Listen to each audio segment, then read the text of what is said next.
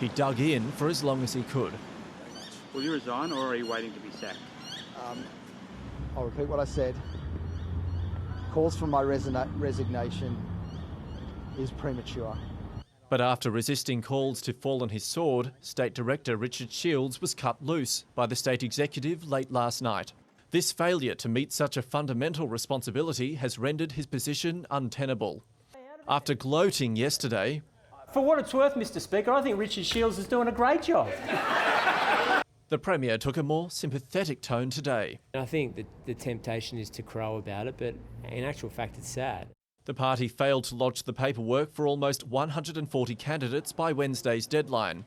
It did manage to nominate a mayoral candidate for Hornsby, but the ABC can reveal the current Hornsby Mayor, Philip Ruddock, will back an opponent of the party he's represented for decades. Because I don't think local government decisions lend themselves to party political decision making.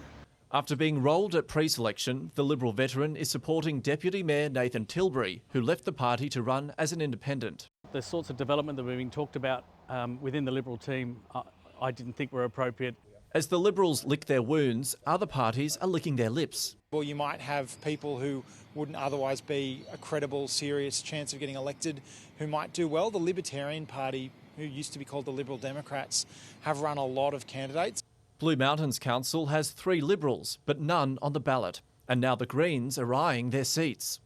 We've got quite a lot in common with Liberal voters, and the Liberals did support quite a few things that we put up to council. It's a bad time for the Liberal Party to be without a state director. The role is needed to oversee a pre-selection contest tomorrow for October's by-election in Epping, the seat vacated by former Premier Dominic Perrottet. Late today, Party Affairs Manager Wilson Chessel was appointed to fill the role for the next 10 days as the hunt for a replacement takes place. In the end, on the Northern Beaches, there was one Liberal who did wash up on the ballot.